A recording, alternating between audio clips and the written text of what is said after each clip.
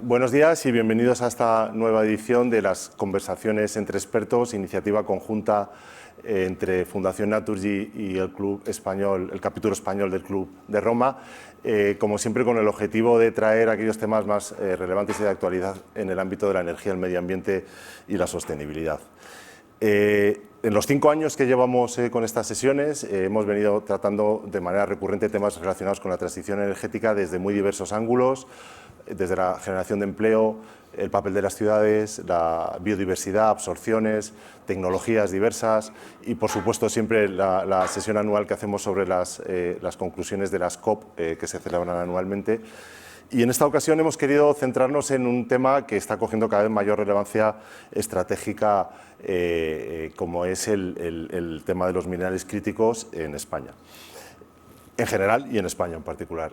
En un contexto, como decimos, en el que estamos viviendo de transición energética, de digitalización y con tensiones geopolíticas cada vez mayores, que lo estamos viendo todos los días, pues el conseguir un suministro sostenible y seguro de las materias primas minerales pues es una de las prioridades de la Unión Europea y, por supuesto, también de España.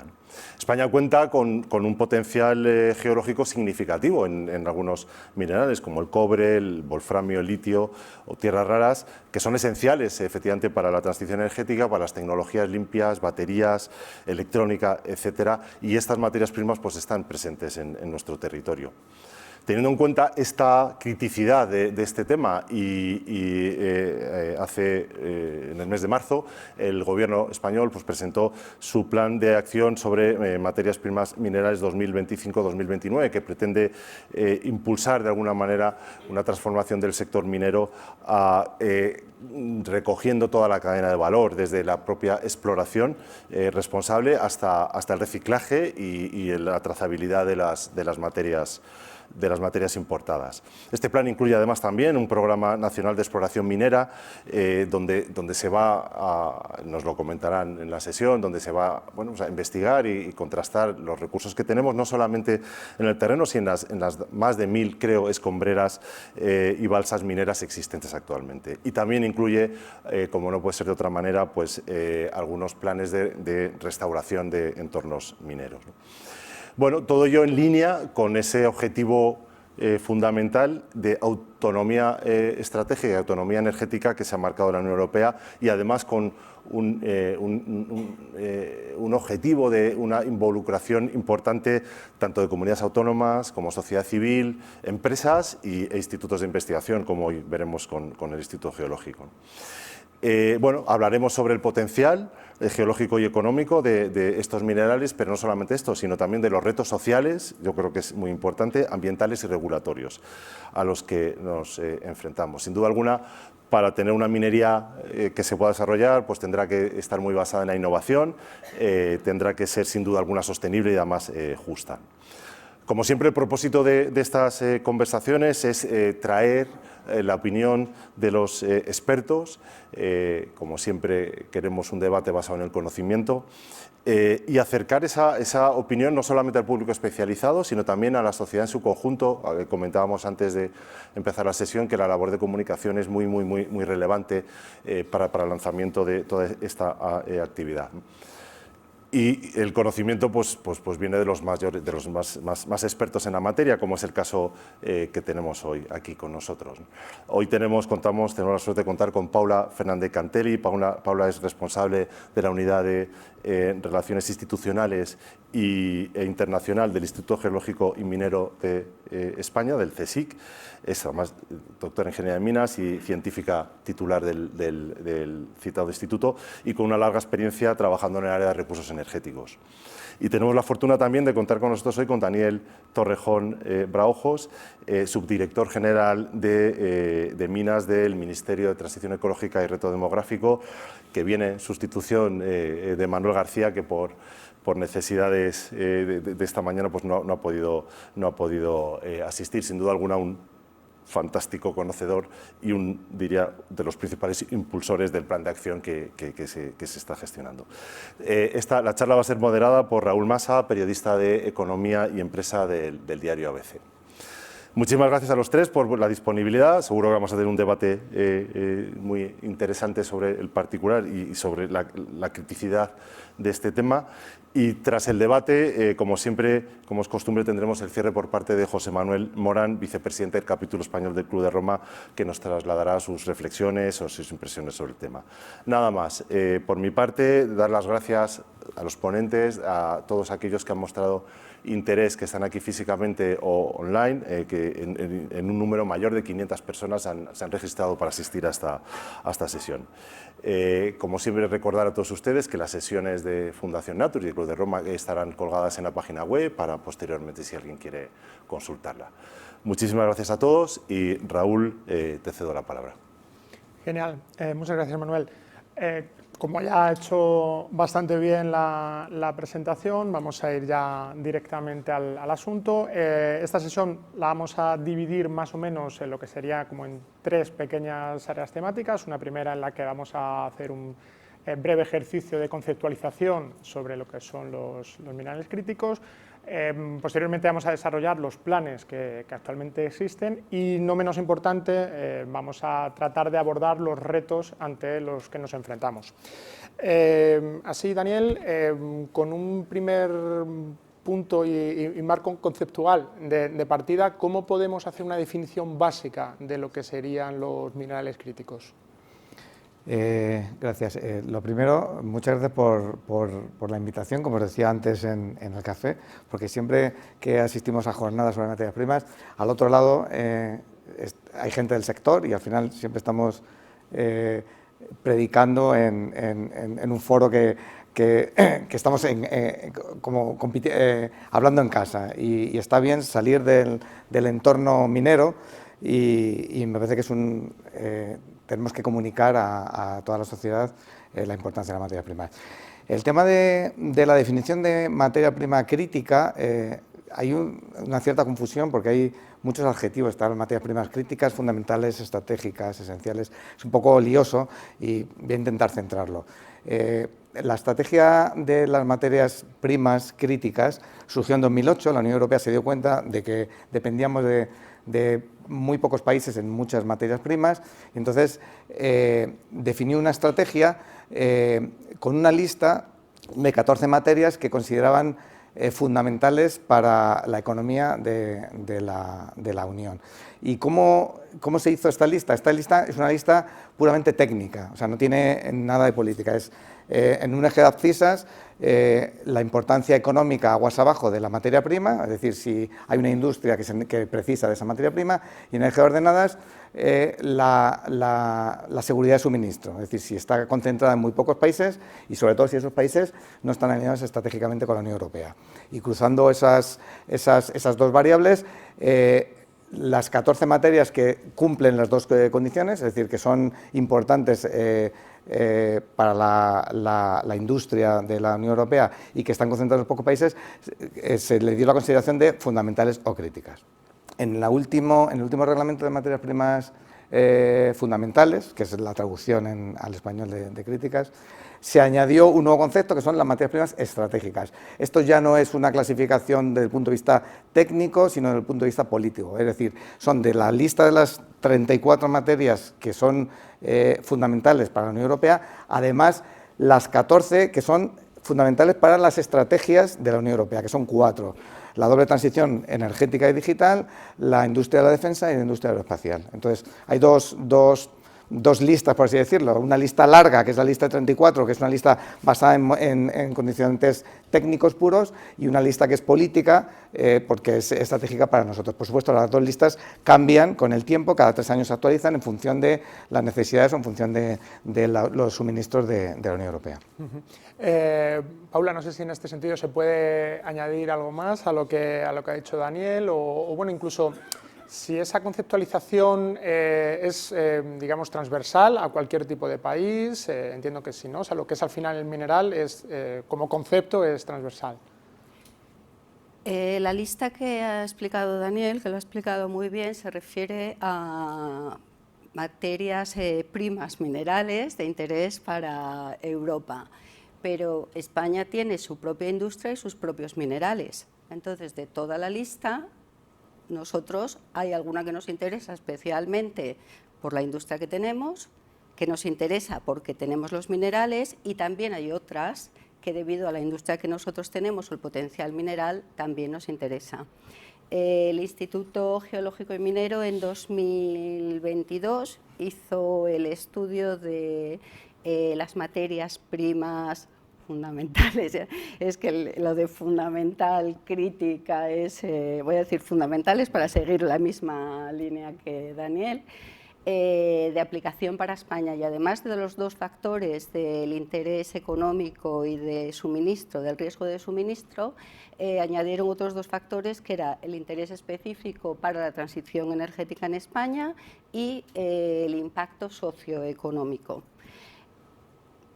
Una lista de alrededor de 44 elementos y sustancias, porque algunos grupos, algún conjunto de elementos va agrupado como sustancias. Algunas de ellas están en la lista de materias primas fundamentales de la Unión Europea, pero otras no, son extra. Y por intentar ahondar un poco más, podemos dar nombres o algo en lo que, sobre todo en España, nos pueda en estos próximos años hacer referencia a materiales concretos. No sé si podéis abordar esta situación de algo en lo que, sobre todo, no sé si es una palabra a veces un poco ambiciosa, pero poder llegar a ser líderes en algo. Daniel. Cuando salió el reglamento de materias primas críticas, la patronal del sector me decía que hay que tener en cuenta que de las 2.600 explotaciones mineras que hay en España, 2.300 son áridos y producto de la construcción. O sea, nosotros no tenemos, la mayoría de las minas no son minas metálicas, son canteras. Entonces decían, esto a mí no me va a beneficiar en nada. Todos los recursos, tanto humanos como económicos, van a ir a las minas estrella, las Champions League de las materias primas, y nosotros que somos arideros, ¿qué vamos a conseguir con esto? Arideros, pizarreros, graniteros, ¿vale? Entonces nosotros dijimos, ya el simple hecho de que se hable de que sin materias primas peligra la transición ecológica, el simple hecho de que se diga de que podemos pasar de depender de unos combustibles fósiles que están concentrados en muy pocos países a depender de una materia prima que están concentrados aún en menos países, y eso ya me parece que es fundamental para vosotros, tengáis o no tengáis esas materias primas. Pero es que además la hoja de ruta nacional, la hoja de ruta para las materias primas, para la gestión sostenible de las materias primas minerales, no es una hoja de ruta de materias primas críticas como la de Europa. Nosotros es una estrategia minera de toda la minería. Y me explico. Las materias primas, para que nos centremos, son las materias que se utilizan en la transición ecológica y en digital. Estamos hablando de el litio, el níquel, el cobalto, el manganeso y el indio para las tablets, las tierras raras para los imanes permanentes de los aerogeneradores, o el silicio metal de los paneles solares. Eso lo ve todo el mundo claro. Pero es que nosotros, España, es el primer productor mundial de pizarra de techar. Todos los tejados de París tienen nuestra pizarra y es muy apreciada en todo el mundo. Somos los primeros productores europeos de granito, somos los segundos productores europeos de mármol. Por supuesto, somos los líderes mundiales de productores de sepiolita. Tenemos el 70% de las reservas mundiales de sepiolita. Y somos el único productor europeo y el líder mundial de celestina, que es un sulfato de estroncio que se utiliza para pantallas, para satélites, para pirotecnia. O sea, hay muchas materias primas. No solo tenemos la lista de materias primas de la Unión Europea, sino que nosotros no dejamos atrás al resto de materias primas. Eso es un poco lo que venía a decir Paula. Nosotros tuvimos que hacer un estudio de cuál es nuestra lista. Hay una lista en Europa, 34 materias, ¿y cuál es la lista española? Intentamos ver aguas abajo lo que utiliza nuestra industria, y nos dimos cuenta de que, por ejemplo, las tierras raras para España no serían estratégicas, porque aguas abajo no hay nadie que utilice las materias primas, o sea, las tierras raras, porque se mandan afuera. Entonces, claro, nuestra lista sería totalmente descompensada con la Unión Europea. Entonces llegamos a la conclusión de que la lista española sería la misma que Europa, porque si es estratégica para Europa, tiene que ser estratégica para España, sin duda, y además introducir una variable de reto demográfico o una variable como decía Paula, que no es una variable económica, que estamos hablando por ejemplo, el yeso, somos primeros productores de Europa de yeso, inventamos el pladur, inventamos el silestone, las pizarras, ¿sí? O sea, es la lista que tiene Europa y además 2, 3 o 4 de las nuestras que son punteras y que a lo mejor no son estratégicas para vuestros negocios, pero sí son estratégicas para muchos sectores y sobre todo para el reto demográfico. Y Paula, en el caso, por ejemplo, industrial, que antes mencionaba, ¿con cuáles podríamos quedarnos? ¿Cuáles son donde mayor potencial podemos tener? Y sobre todo incluso para nuestra propia industria, lógicamente, o exportación, o en fin, ¿cuáles con las que ya había mencionado? Daniel ha mencionado nuestro potencial en rocas ornamentales. Pizarra exportamos el 60%, ¿no? Es como el 80% de los beneficios que tenemos de la minería.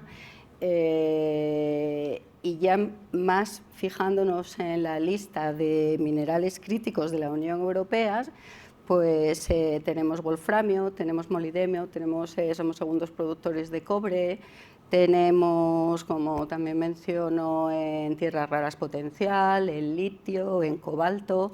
Tenemos evidencias y explotaciones de ciertos metales, de ciertos minerales, pero también tenemos indicios de que tenemos potencial para otros. Y esa parte de los indicios, que va unido al programa de exploración, yo creo que es uno de los elementos clave que tenemos que tener en cuenta, porque tener indicios significa que tenemos evidencias geológicas de que existe ese mineral, pero tenemos que ubicarlo, cubicarlo, entender la ley que tiene, las posibilidades de explotación, eso para parte de exploración de minerales primarios. También tenemos un inventario de balsas de lodos y de escombreras, donde hay parte de estos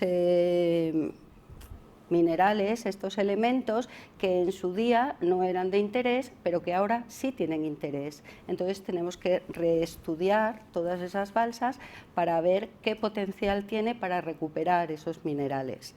Y el tercer elemento es el reciclado, que también hablábamos antes, del reciclado directo de la economía circular, de los materiales que se están utilizando y que también es una de las patas fundamentales de Europa para conseguir todos estos elementos que necesitamos. Genial. Aquí Daniel ha abierto, Pablo, una puerta directa o indirecta de mirar hacia la Administración lo que puede hacer, lo que debería hacer. En este caso tenemos el Plan Nacional de Materias Primas 25-29. ¿Cómo se encuentra ahora mismo, sobre todo para, bueno, lo que hablábamos, que nos están escuchando y les afecta directamente, el poder hacerse un marco, digamos, estratégico de qué esperar en este periodo que estamos hablando hasta el año 29? Como decía, la hoja de ruta, que es la estrategia minera, llevamos 40 años sin una estrategia minera en España. Desde los años 80, con el Plan Nacional de Abastecimiento, no había una estrategia minera. Y por fin, en agosto de 2022, salió una hoja de ruta. Porque la hoja de ruta tiene 46 medidas y todo el mundo dice que las estrategias y las hojas de ruta son palabras bonitas, pero hay que aterrizarlas luego al terreno, ¿no? Entonces, ¿esto cómo se aterriza? En un plan de acción con medidas, acciones concretas, con un presupuesto concreto, con un responsable concreto y con un programa detallado, un planning concreto. Y eso es lo que estamos haciendo con el plan de acción que desarrolla la hoja de ruta y el plan de acción para el periodo 2025-2029. Y este plan de acción tiene 36 líneas de actuación y ha salido información pública. En realidad todavía no está publicado. Salió información pública para recibir el feedback de la sociedad y esperamos que esté en Consejo de Ministros para después del verano, seguramente. Dos de las líneas de actuación más importantes de este plan, sobre todo me refiero más importantes desde el punto de vista presupuestario, de las que se llevan en la mayor parte del presupuesto, son el Programa Nacional de Exploración Minera y el Programa de Exploración de las balsas y escombreras. Yo siempre digo, a modo de guasa, que Europa nos fusiló la hoja de ruta. Bueno, nosotros la sacamos en el 22 y luego en el reglamento copia o vimos que ha seguido la estela nuestra, con lo cual no estábamos tan equivocados, ¿no? Entonces, dos líneas que ya estaban en la hoja de ruta y que ha sacado el nuevo reglamento son el artículo 19, que dice que todos los Estados miembros tienen que definir programas nacionales de exploración para ver lo que hay en el subsuelo de cada uno de los Estados miembros. Y tienen que presentarlo antes del 24 de mayo de este año, es decir, el mes pasado. Y además, el artículo 27 dice que todos los operadores que tengan una mina abierta tienen que hacer un análisis de sus escombreras y de sus balsas para ver si hay potenciales materias primas, porque en su día la recuperación no permitía una recuperación tan alta, y entonces lo que se consideraba desecho en los años, hace 20 años, a lo mejor hoy con la nueva tecnología puede ser un nuevo yacimiento. Entonces matamos dos pájaros de un tiro, nos quitamos un pasivo de minero y además tenemos un yacimiento de materias primas críticas. Eso los dueños de las minas. Y para las minas que estén abandonadas de hace mucho tiempo, que no tienen dueño, es decir, que no hay obligación de restaurar, hay que tener en cuenta que hasta el año 82 no había obligación de restaurar. Entonces, todas las minas anteriores al 82 no hay alguien a quien perseguir. Entonces, el reglamento encarga a los Estados miembros a que hagan esa investigación en las instalaciones de residuos mineros, lo hagan los Estados miembros sufragándolo. Entonces, que investiguen y que vean la viabilidad y, en caso de que la haya, lo cedan a la iniciativa privada. Y esas son las dos líneas de actuación más importantes del plan. Y lo estamos haciendo en colaboración con el INME, y si quieres lo puedes desarrollar tú. Mejor que... Yo antes, Paula, quería preguntarte, porque Daniel ha dicho que no quiere que esto solo suene a palabras bonitas. De lo que conocéis hasta ahora y del desarrollo, y como comentaba que está en fase de consulta, ¿cómo de bonitas de momento están siendo esas palabras que estáis un poco intuyendo desde el Ministerio? ¿Cómo lo veis? Cualquiera que haya leído, se lo decía antes a Daniel, si empiezas leyendo la hoja de ruta, me parece un documento fantástico de recuperación, de reubicación, y el plan de acciones tiene muchas acciones muy interesantes y muy necesarias. Están divididas en 3, si no me equivoco, Cuatro. ¿no? Bueno, reglamento, sectorial, publicación público-privada y transversal. O sea, creo que, esto es una opinión mía, que cubre un abanico muy amplio y muchas cosas por hacer. Nosotros estamos deseando que se apruebe. Mójate en las cosas sin hacer. El presupuesto, por ejemplo, la asignación, lo digo pequeñito, voy a decirlo en alto, la asignación de presupuesto, por ejemplo, que eso es muy importante porque eso es lo que te condiciona hasta dónde puedes llegar, cómo puedes profundizar en las cosas. Esa pelota está ahora en el Ministerio.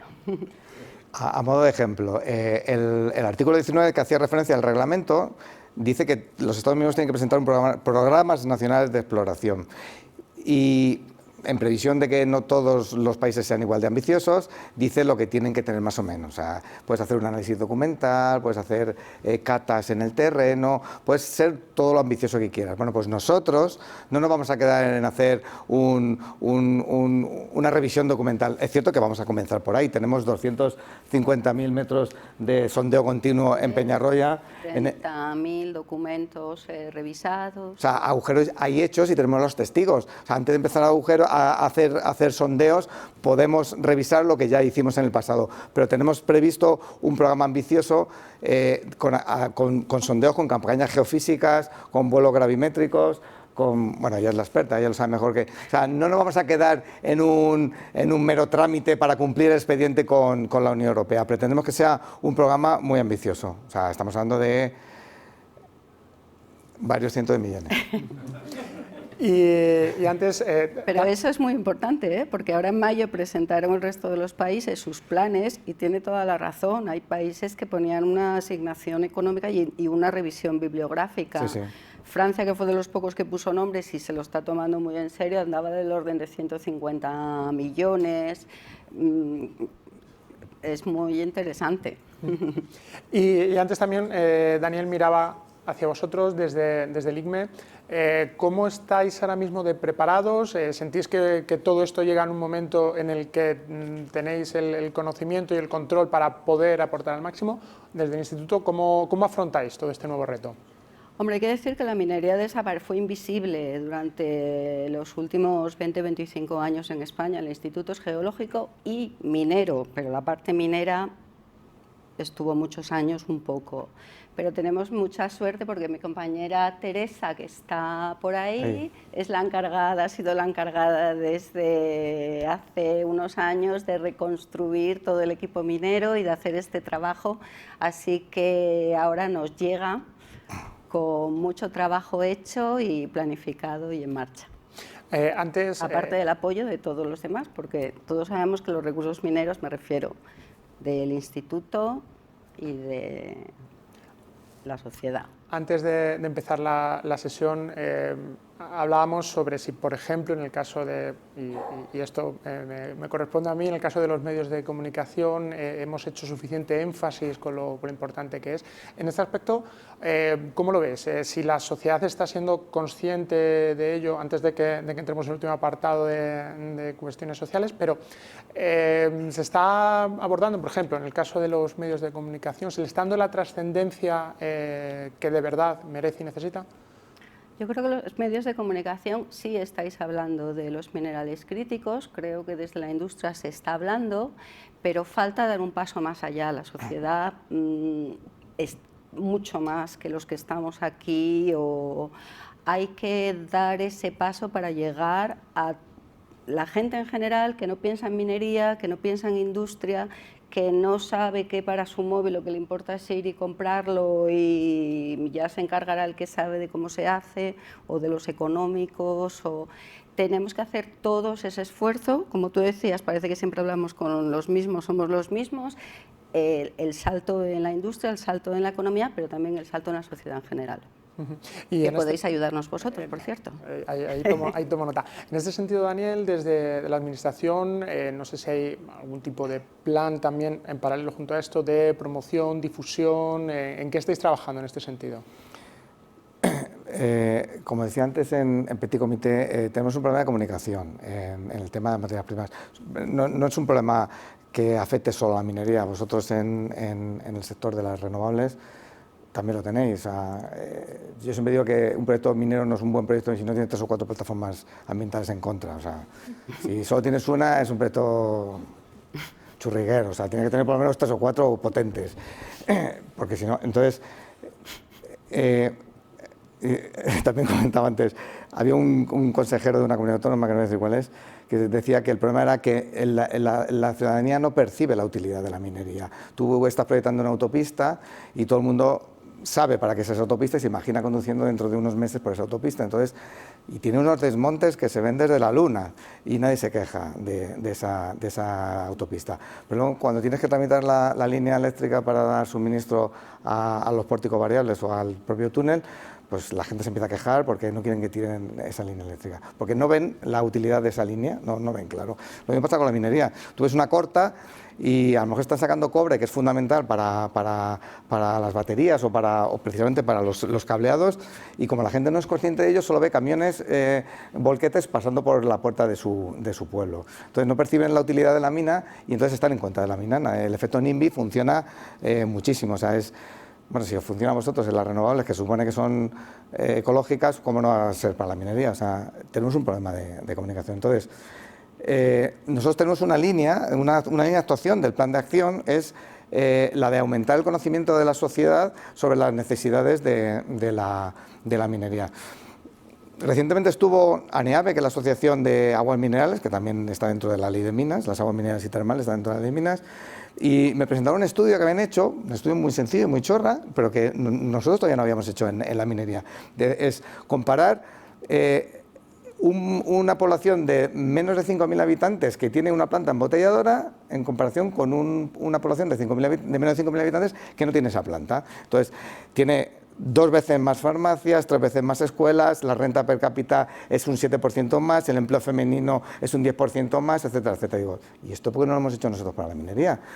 un pueblo que tiene, el pueblo Río Tinto que tiene la mina y otro que equivalente que no tiene la mina, cómo es el nivel de vida, cómo son los sueldos, cuántos hospitales de más hay, cuántos servicios de más hay. Es tan sencillo como comunicar primero el beneficio hacia la sociedad y luego hay que también comunicar la necesidad de las materias primas. Es cierto que últimamente en prensa se está hablando, porque como nos cortan el grifo los países, entre comillas, que no están en la misma órbita nuestra, nos damos cuenta de que cuando nos quedamos sin la PlayStation 5 para nuestros hijos en Navidades, porque ha habido una rotura de stock de los microchips, nos damos cuenta de que necesitamos semiconductores. Cuando tenemos un problema de que no se entrega en el coche hasta dentro de un año, nos damos cuenta de que no tenemos litio para las baterías o que no tenemos cobalto. Entonces, ya va sonando la música, pero todavía nos falta mucho por hacer. Entonces, tenemos una línea de actuación que es fomentar el conocimiento de la sociedad.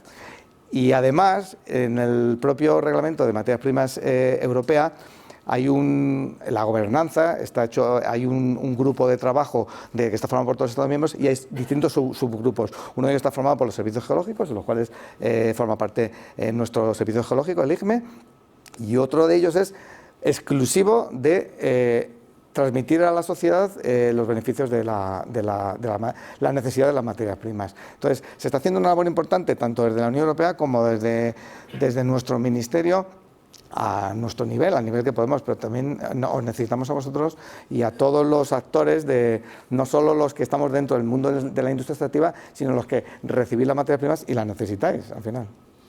Y Paula, ¿tú cómo lo ves desde tu lado, digamos, más académico, este punto que hablamos de aceptación social?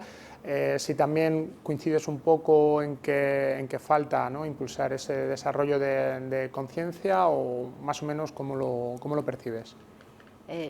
Yo creo que la sociedad ha cambiado entera y tenemos que plantearnos los proyectos mineros de otra manera. Ya tiene que ir junta, vamos, no lo digo yo, lo dice en Europa, lo dice el informe Draghi y se ve en otro tipo de industrias que se quieren implantar, ¿no?, o desarrollar. Tienen que ir juntos, la administración, la industria y la sociedad. Tienen que empezar a preparar los proyectos, iba a decir desde el cero, pero no desde el cero, sino desde el -10, juntos.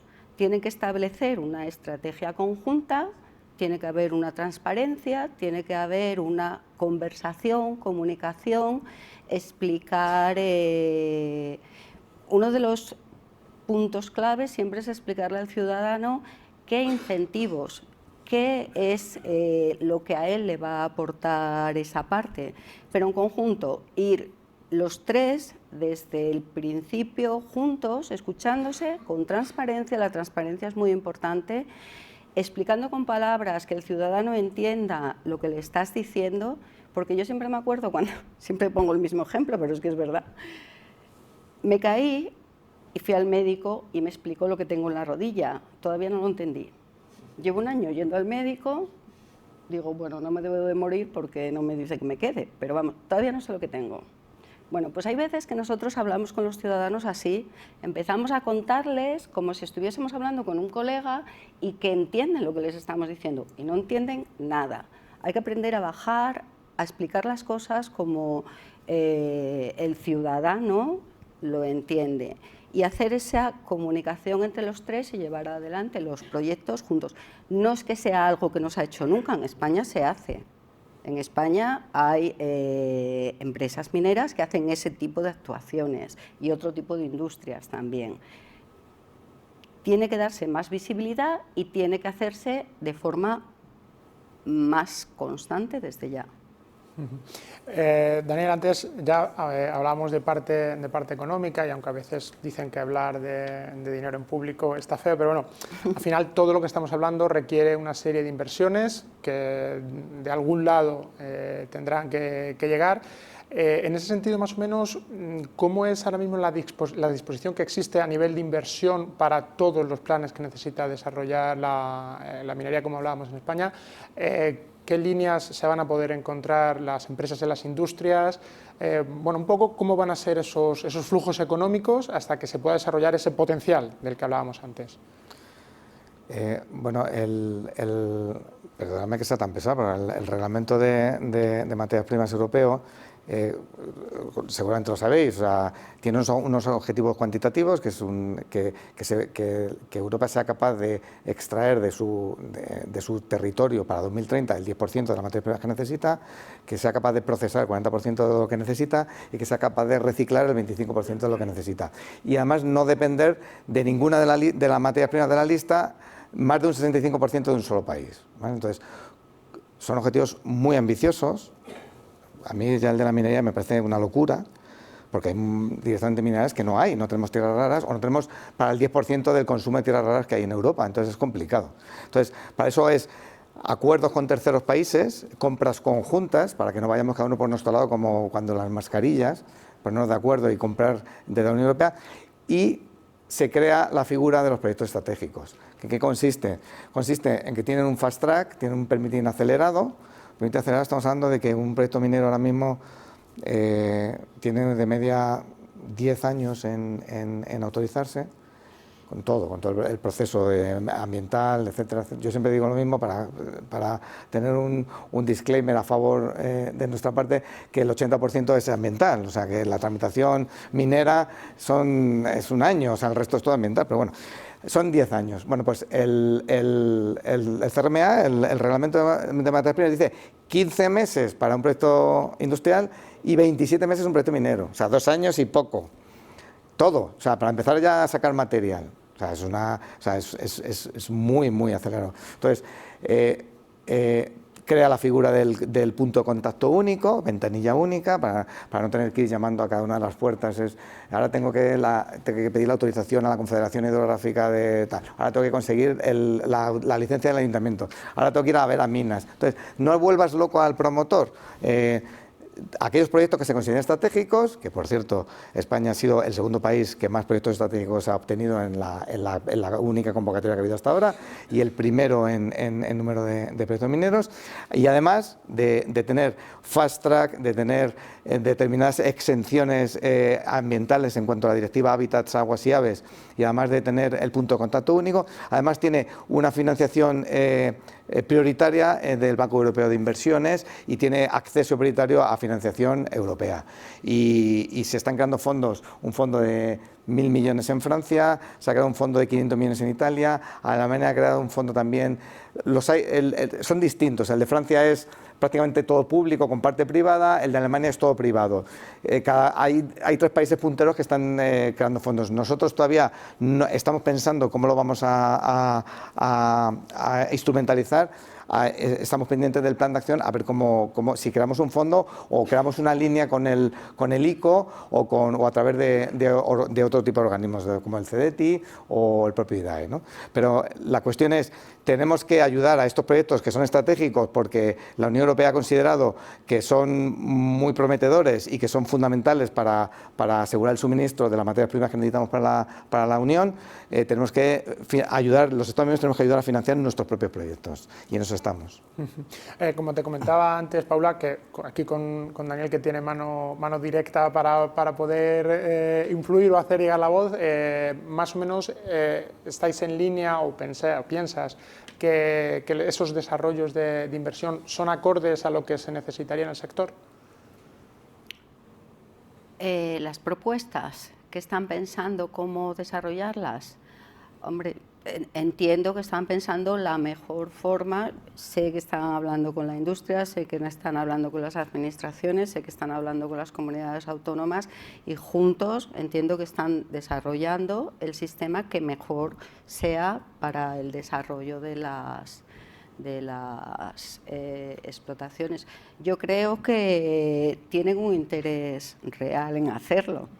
Otras veces están hablando con alguien y al ser político del ministerio parece que dice, buah, otra vez contando el mismo. No, la verdad es que tienen interés real y eso creo que es muy importante y que hay que contarlo.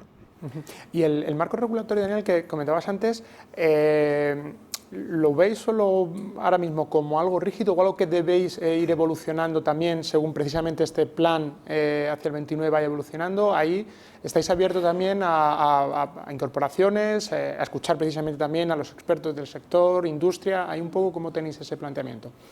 Como decía Paula, de todas las 36 actuaciones del plan de acción están agrupadas en 4 paquetes. Hay un paquete regulatorio y una de la línea de actuación estrella es una nueva ley de minas.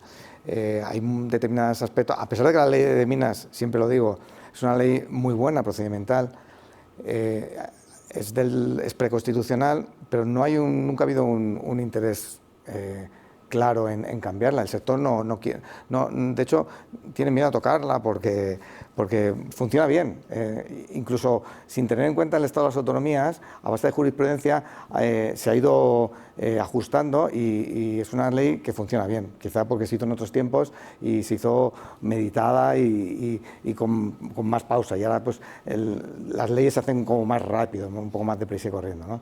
Entonces, pero tenemos que hacer una ley. Hay determinados aspectos que solo se pueden hacer con rango de ley. Entonces, sacamos una información pública en el año 2022, bueno, una consulta pública previa para ver un poco por dónde tirábamos y bueno, pues recibimos más de 2.000 aportaciones, lo cual muestra pues, el elevado interés que tiene para la sociedad esta ley. Y luego, además de la ley de minas, que entendemos que es el vértice de la pirámide, tenemos el Real Decreto 975 de 2009, que es el de restauración minera, que hablaba con una senadora, le decía que los proyectos en general industriales tienen una ley de impacto ambiental que cumplir. El proyecto minero, además de la ley de impacto ambiental, tiene una directiva de restauración que te obliga a dejar el terreno como te lo encontraste. Además tienes que dejar un aval para asegurarte de que si te vas, se ejecuta el aval y lo restaura el Estado por ti o la comunidad autónoma.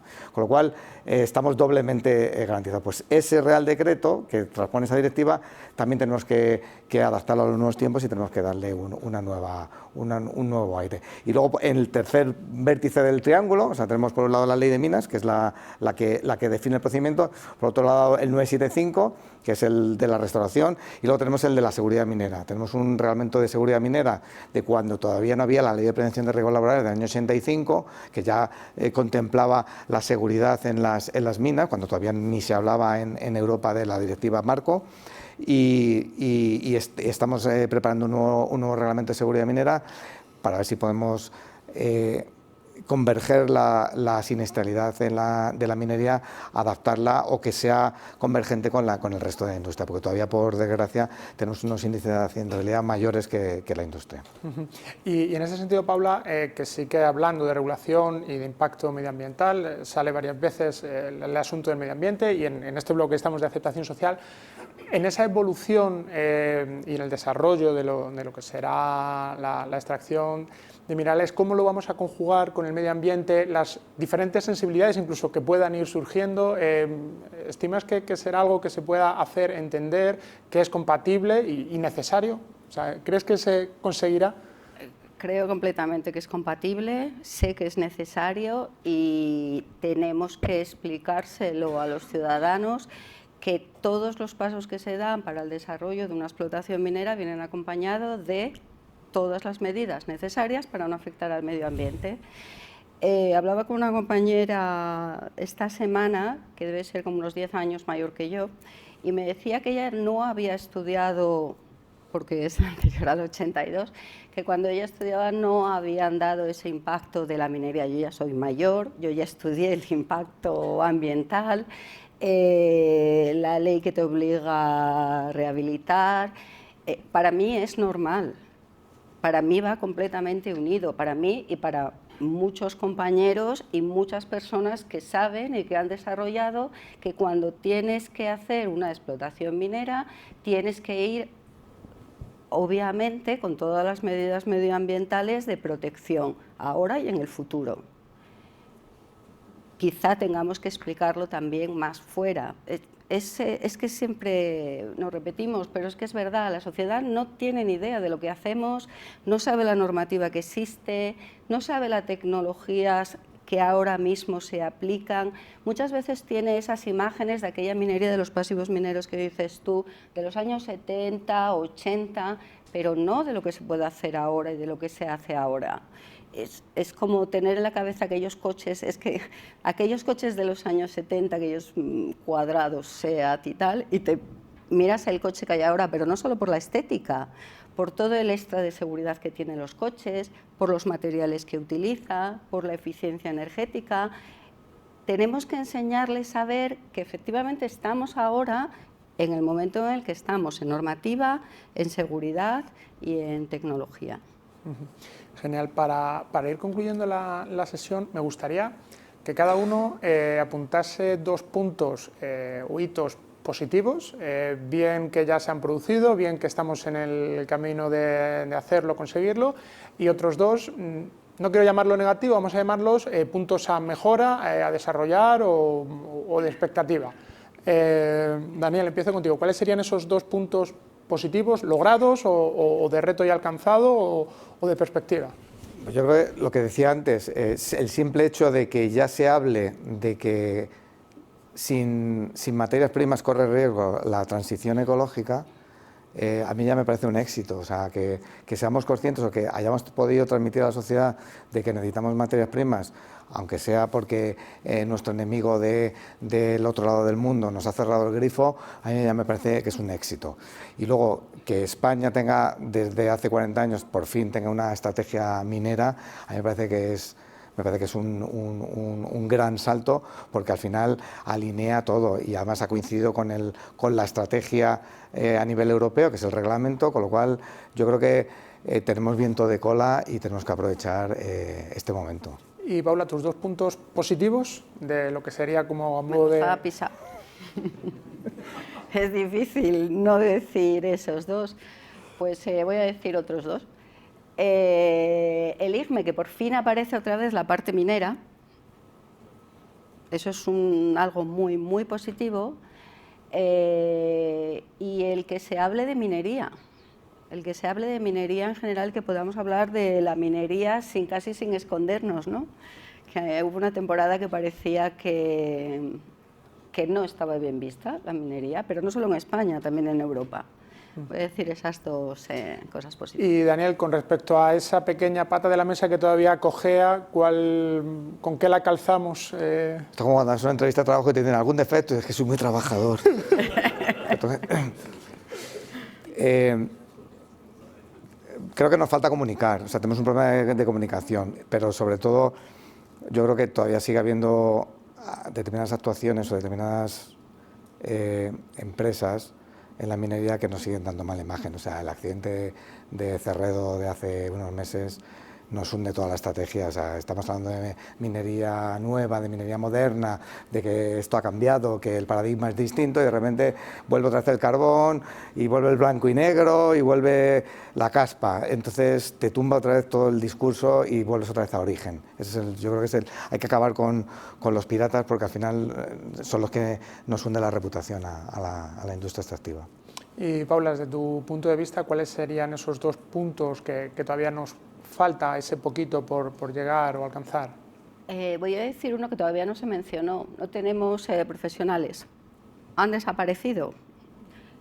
No se estudia geología en los colegios, las universidades hay lo que hay, los ingenieros de minas pues se han dedicado a otras cosas, ahora están volviendo, pero nos faltan profesionales, pero no solo de minas o geólogos, en general dedicado a la minería, en tecnología, en finanzas, en inversiones. Necesitamos mucha formación y hay que empezar ya. Genial. Pues muchísimas gracias. Y ahora cedo la palabra a José Manuel Morán, vicepresidente del capítulo español de Roma, para el cierre de esta sesión.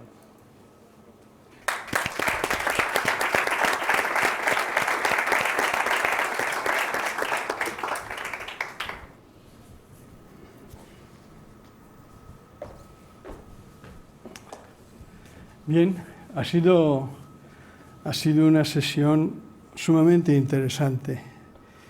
Y a mí, profesionalmente, que ahora debe hacer 55 años que acabé mi carrera de ingeniero aeronáutico, me habéis recordado demasiadas cosas.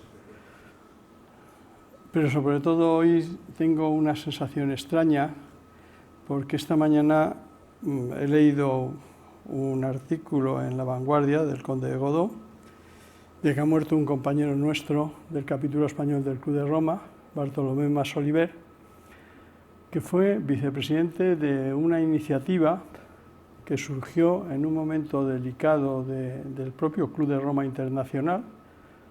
Ustedes habrán traducido rápidamente lo de delicado, que se habían quedado sin pasta, era así, y que en ese momento el capítulo español, a través de su presidente, que entonces era miembro del comité ejecutivo del Club de Roma, de Isidro Fainé, conseguimos hacer una experiencia inusual en el Club de Roma, que fue crear una oficina del Club de Roma en Barcelona. Es la única vez que el Club de Roma Internacional, que es muy peculiar, ha bajado a la arena de tener algo en colaboración con un capítulo nacional. Desde siempre, desde que se creó el club en el 68, las asociaciones nacionales del Club de Roma son como aquellos clubs de fans que tenía alrededor Maciel cuando ganó el La. Eran eso, o sea, tenemos unas reglas donde la exigencia del club es que tiene que haber una serie de miembros de esa asociación que sean miembros del Club de Roma. Y eso no es tan sencillo. En este momento somos 5 los que somos miembros del Club Internacional en España y tenemos 5 miembros asociados. Vamos a tener 6 porque han incorporado a un nuevo miembro del capítulo español. Y Bartolomé Mas-Oliver jugó un papel determinante, porque en aquel momento él tenía una relación personal con una persona que a ustedes les sonará, que era el príncipe Hassan bin Talal, que a este lo intentaron hacer los americanos rey de Irak. Ustedes no lo recordarán. Son estas cosas que hacen los americanos, que creen que todo es posible. Lo estamos viendo estos días con las actitudes del presidente Trump, que incluso se olvida de que tendría que dar cuenta a su Congreso para decirle que va a empezar una guerra o que va a bombardear en un sitio. Para mí hoy el fallecimiento de Bartolomé me ha entristecido muchísimo porque era una persona que fue fundamental para que se consolidara la oficina.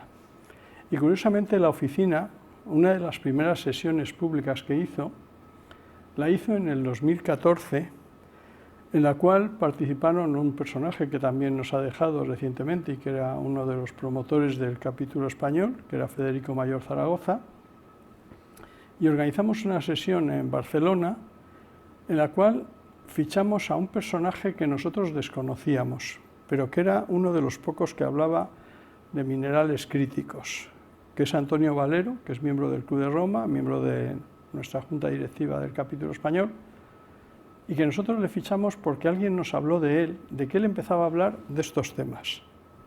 No se hablaba. Pero también tengo que decir que yo tengo un hijo, mi segundo hijo, es ingeniero de minas. Y a mí me sorprendió, yo era profesor de mi escuela de aeronáuticos, tan finos nosotros, con tantas ecuaciones de Navier-Stokes y todas estas cosas.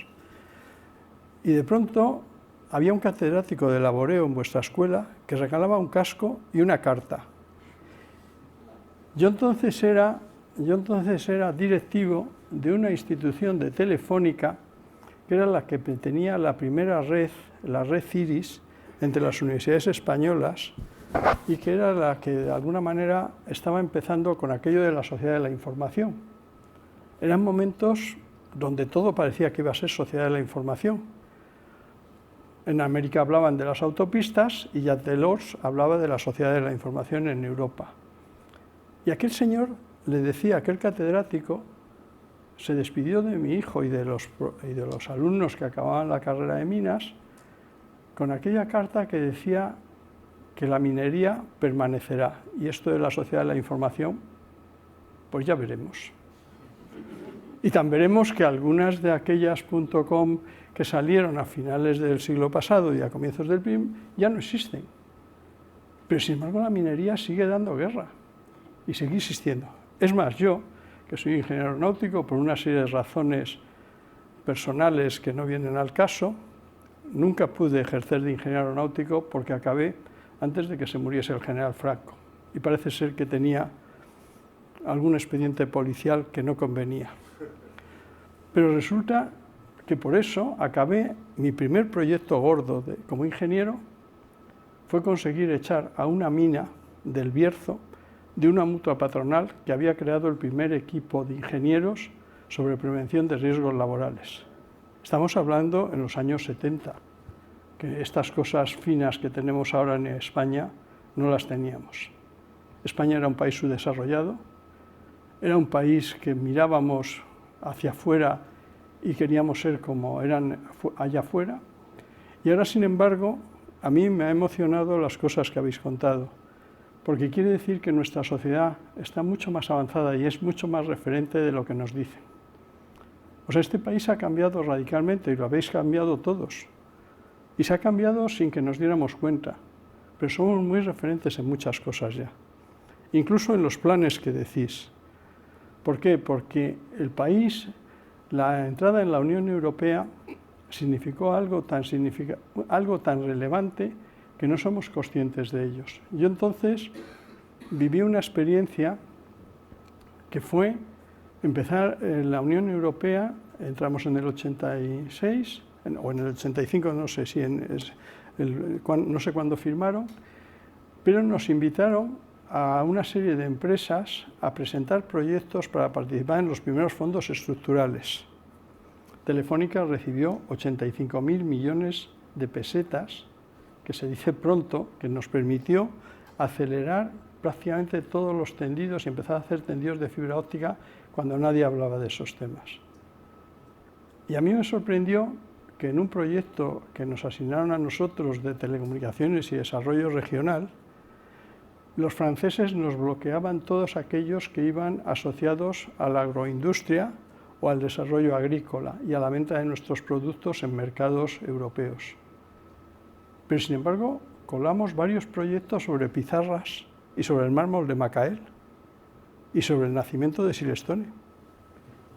Y lo colamos porque nadie hablaba de esos temas y fuimos los primeros que empezamos a hacer proyectos de esa naturaleza y que en realidad se referían, si me apuran, a algo tan simple como que alguien que quisiera vender pizarras en la zona del Bierzo pudiera mandarlo por un fax a Alemania para que le compraran unos cuantos palés. Con esa simplicidad empezamos. Hoy día la situación ha cambiado radicalmente y es venturosísimo para esta sociedad que tengamos los niveles de capacidad que tenemos. Aquella sesión de minerales críticos de noviembre del 2014, de don Federico Mayor y de Antonio Valero, nos puso en el disparadero de empezar a estudiar estos temas. Antonio Valero, si ustedes le pueden seguir, fue director de un instituto en Zaragoza, el Instituto CIRCE, que fue el que primero empezó a hablar de estos temas y a los cuales la SEAT le preguntaba si de todo el reciclado de los coches se podían sacar nuevas aleaciones que les permitieran avanzar en otras nuevas iniciativas. La minería vuelve a ser, como decía el catedrático de laboreo, fundamental. Las tecnologías que tenemos en los móviles o en los ordenadores pueden cambiar. El problema es que ahora se nos ha complicado mucho más el ambiente exterior. Yo como aeronáutico creo que estoy obligado a mirar siempre el entorno, porque los aviones vuelan, pero a veces hay que mirar si hay nubes, o si hay vientos, o si hay condiciones muy desfavorables. Y en ese sentido el problema de las materias críticas es que se nos ha complicado porque tenemos patas arriba todo el orden mundial. Nosotros, y especialmente los mayores, habíamos trabajado desde siempre pensando que íbamos a un mundo con muchas más regulaciones, con muchas más reglamentaciones, con muchos más pactos entre países, con muchos más marcos que de alguna manera permitieran organizar las globalizaciones en las que estamos. Y desde hace unos años estamos viendo que se nos deshace todo ese orden que se creó al final, hace 80 años, al final de la Segunda Guerra Mundial. Hoy día ni siquiera podemos tener certeza de cómo van a ser los acuerdos comerciales que pudieran ser de aplicación generalizada. Vamos a estar al albur de esas listas que saca el señor Trump, Pero la ventaja que tiene esto de los entornos es que los entornos tienen muchas variables. Y algunas de esas variables pues hacen que, aunque tú seas muy machote, pues hay otros que tienen materiales críticos. Y de pronto te dicen, no, yo no voy a hablar de aranceles, simplemente a lo mejor se me ocurre que dejo de exportar determinadas cosas. Y a lo mejor sus maravillosas plantas que usted quiere que se aumenten y que todo el mundo fabrique en Estados Unidos, pues a lo mejor es que no va a poder fabricar nada y se lo van a parar. Y el problema que tiene es que algunos de los que tienen esos minerales críticos son hijos de civilizaciones mucho más antiguas y que han estado mucho más en la globalización hasta que en el siglo XV decidieron que se encerraban en sí mismos, como es el caso de China.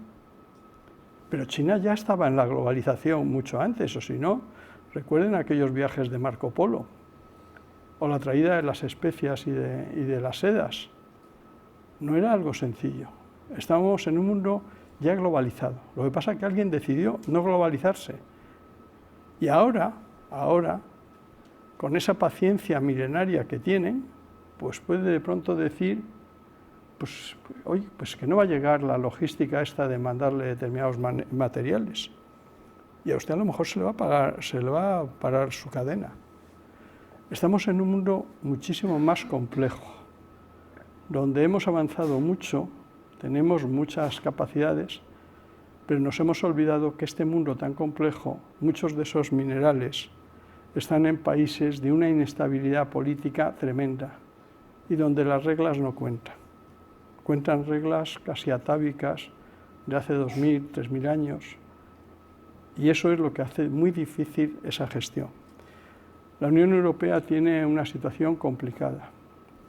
Y tiene una situación complicada porque somos muy pocos, tenemos muy poco territorio y no tenemos todos los minerales que necesitaríamos para dar los saltos adelante que queremos dar.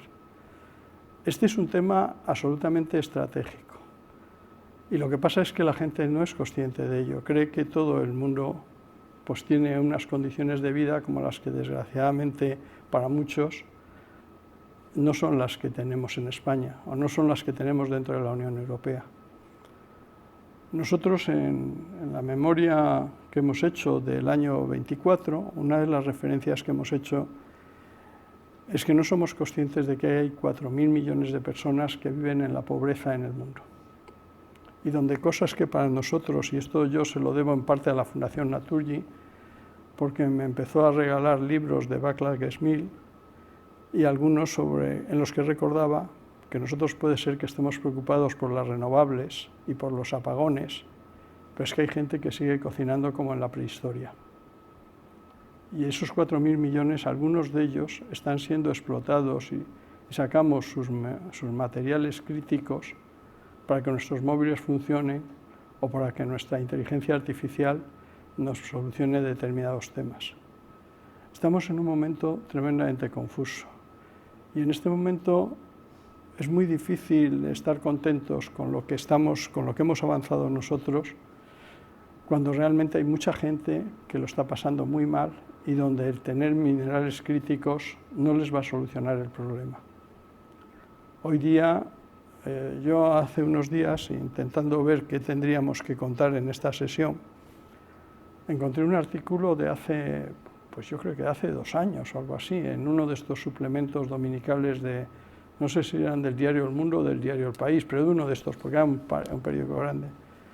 Y claro, tú vas viendo los conflictos y la situación que hay en sitios donde sabes que hay cantidades ingentes que nos van a solucionar el problema de esta nueva civilización informatizada, esta nueva civilización preocupada por el clima, pero claro, esa cuenta de explotaciones a gentes que no tienen nada. Estamos sacando recursos a gentes que no van a percibir nada porque nosotros hagamos esas explotaciones mineras donde no se cumplirán las condiciones laborales que hay. A mí también me ha penado el accidente al que tú te has referido, Daniel. Me penó muchísimo porque mi primer proyecto fue intentar sacar de la Mutua a una minera que tenía 250 obreros y donde había todos los años como 10 muertos. Y donde yo me encontré con un colega vuestro que cuando fui a visitar por primera vez aquella explotación y nos llegaba el agua por la cintura, decía, tener cuidado que hay un poco de humedad.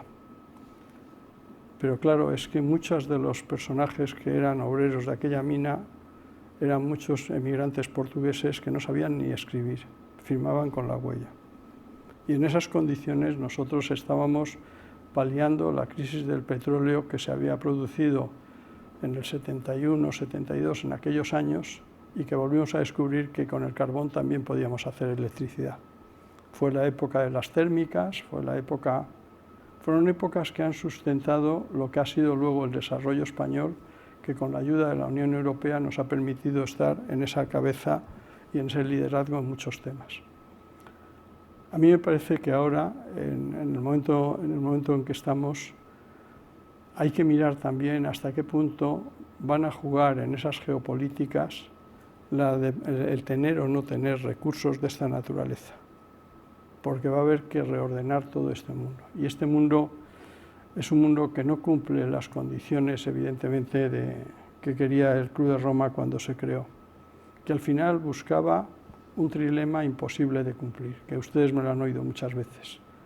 Conseguir una sociedad solidaria y equitativa, que sea económicamente viable y que sea ecológicamente perdurable.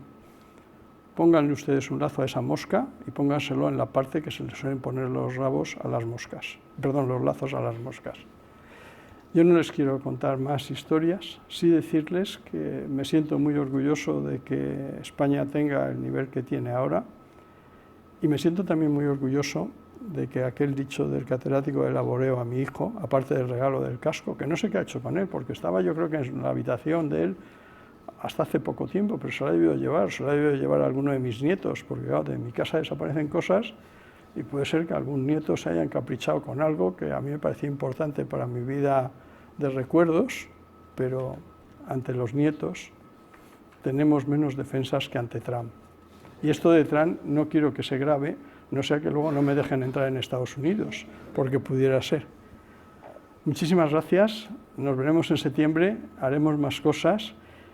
Esta sesión volveremos a tener que repetirla porque sin los minerales críticos no somos nada, pero también sin la dignidad de las personas y sin el recuerdo que nuestras ventajas no deberían ser solo para nosotros, sino para un mundo desarrollado en cualquier latitud del planeta, sería bueno. Y piensen que estamos entrando en un melón nuevo gracias a estas iniciativas de los americanos. El Club de Roma escribió hace 30 y tantos años un informe sobre los océanos. Yo no he querido ver en qué ha quedado la cumbre de Niza, pero mucho me temo que lo mismo que estamos entrando en ecosistemas y destrozándolos para sacar unos beneficios económicos, a lo mejor empecemos a hacer minería en los océanos y eso va a ser todavía mucho más complicado, porque de los océanos me parece que penden más cosas que lo que penden de nuestras minas y de nuestras explotaciones cercanas. Muchísimas gracias.